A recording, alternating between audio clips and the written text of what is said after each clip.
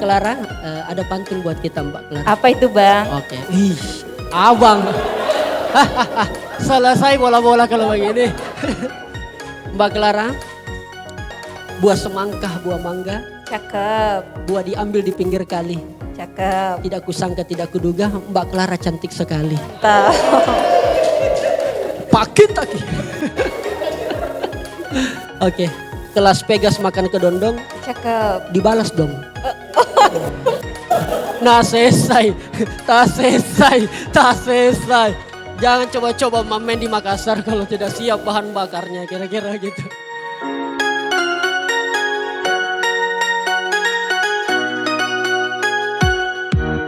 Bagaimana kemudian ketika orang ingat Rijal, langsung dia bisa bayangkan secara visual. Akhirnya per Januari 2021 saya bilang anak-anak, kan dari 2019 saya terjun dalam dunia konten. Kayaknya kita perlu bikin sesuatu yang lebih melekat. Kalau Atta Halilintar dengan bandananya dia langsung melekat. Kalau kita dengan apanya kira-kira? Banyak muncul berbagai macam. Mulai dari topi, mulai dari rompi, mulai dari macam-macam. Akhirnya ketemulah outer karena mengingat Mbak Clara saya orangnya nggak terbiasa rapi orangnya. Saya suka kaosan ya karena kita nih anak teater ya sama dengan Kak Nojeng ya. Sangat tidak bisa rapi kita itu kasihan ya. Bukan berat, tapi kami mandi Mbak Clara ya. Iya. Jadi jangan dianggap kasihan kita anak teater baru ndak mandi, ndak tonji juga mandi lah kita ya juga ya. Mandi ya pakai sabun ya dan pakai skincare juga lah kira-kira begitu. Akhirnya kemudian saya ndak terbiasa rapi deh, masa saya disuruh pakaian rapi-rapi. Kita suka kaosan, akhirnya carilah momentum. Oh kayaknya kita pakai outer. Seperti yang contoh yang saya pakai sekarang. Sayangnya yang saya gunakan ini berasal dari Semarang. Jadi baju yang saya pakai ini berasal dari Semarang, tapi pengusaha garmennya itu orang Bugis, tapi diproduksi di Semarang. Yang kemudian alhamdulillah setelah kemudian saya pakai Kak Wildan, ternyata banyak yang mau beli Kak Nojeng. Wih ternyata ada nilai ekonomi kreatifnya. Ada nilai ekonomi kreatifnya. Akhirnya Kak beli di mana outernya? Kak baju kimononya beli di mana? Tujuan saya bukan untuk bisnis. Hanya untuk pakai saja ini barang kasihan. Tetapi itulah karena kita berkecimpung dalam dunia industri kreatif. Alhamdulillah ada followers yang sangat care sama kita. Apa yang kita pakai, apa yang kita perlihatkan mereka mau niru juga. Akhirnya mereka mau beli. Melestarikan identitas lokal kita tetapi juga di sisi lain ada nilai ekonomi kreatif. Kira-kira saya sudah jalankan amanat dari Sekdis Pariwisata Provinsi Sulawesi Selatan lah kira-kira begitu. Alhamdulillah bisa membuka yang lain. Makanya kami lagi survei di mana kita nanti akan buka store dan sebagainya. Dan itu kolaborasi kerjanya Kak. Nah kenapa kemudian saya perlu ini? Karena saya merasa bahwa anak milenial selama ini agak kurang tertarik pada isu-isu yang berhubungan dengan kota. Berhubungan isu-isu daerah, apalagi tentang bangsa dan negara dan sebagainya. Berdasarkan hasil riset Litbang Kompas mengenai apa yang menjadi isu kecenderungan anak muda pada situasi sekarang Republik ini, ternyata kalau dilihat secara politik besar, ini bicara sedikit politik, ternyata itu memang paling besar adalah ekonomi. Tetapi ketika disurvei untuk anak muda usia 18 sampai 30 tahun, yang paling mereka resahkan adalah tentang isu korupsi. Isu korupsi. Nah, mereka care akan di situ. Tetapi kemudian selain korupsi ada pada isu pelayanan publik kedua. Dan inilah yang kemudian banyak anak muda ketika bicara soal pelayanan publik tentang apa yang kemudian menjadi permasalahan di Kota Makassar misalnya kita ambil sampel kecil, itu mereka sudah Mi, kan ada yang punya urusan itu Jal. Jangan Mi, Jal pelan-pelan Miku juga terlalu mengkritik konten-konten deh.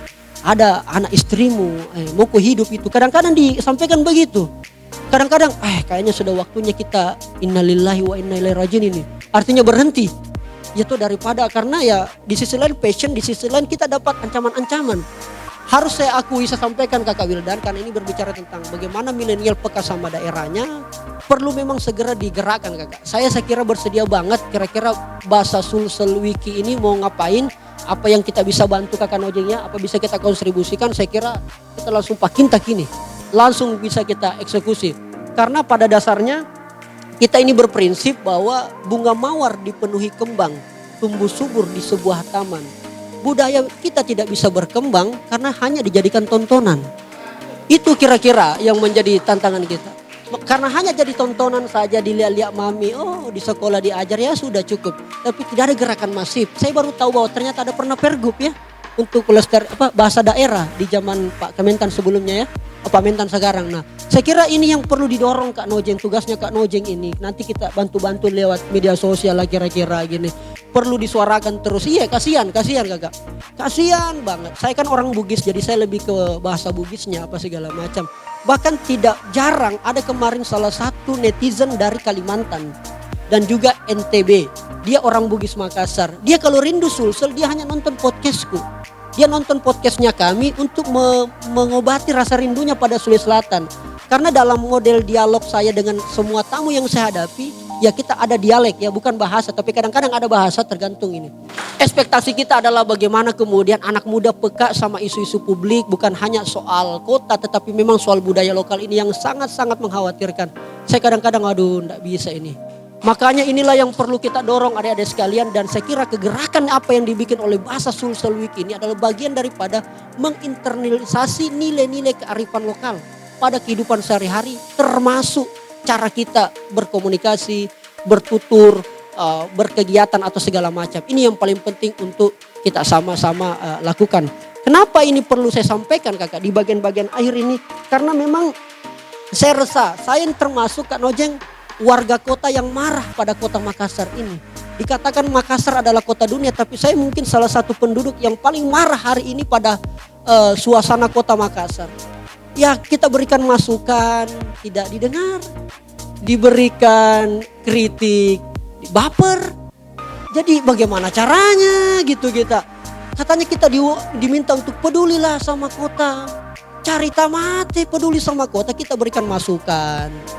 Tidak didengar, dikritik, baper. Jadi aduh, saya sebagai warga kota yang agak emosi, yang agak warna, makanya ya sudahlah kalau begitu ya jamamu utama ujam atau jamaku lah kira-kira. Kerjamu, saya kerja Tommy. Akhirnya apa? Masyarakat kota berada pada ciri individualistik. Urus dirimu masing-masing. Ada sampah, urusannya dinas kebersihan bos, bukan urusannya milenial. Urusan bahasa, urusannya Nojeng. Urusannya Wildan, bukan urusannya Rijal itu. Urusan konten-konten bahasa Makassar, urusannya Dengkonjo. Bukan saya guys. Kira-kira begitulah kita. Akhirnya masyarakat kota menjadi warga yang sangat individualistik. Dan ini yang menjadi catatan kita yang paling penting. Oleh karena itu ini penting saya berikan tekanan, karena bila kata tanpa puisi bagai melucu tapi tidak ketawa. Bila kota tanpa nilai tradisi bagai raga tak bernyawa. Kira-kira di situ.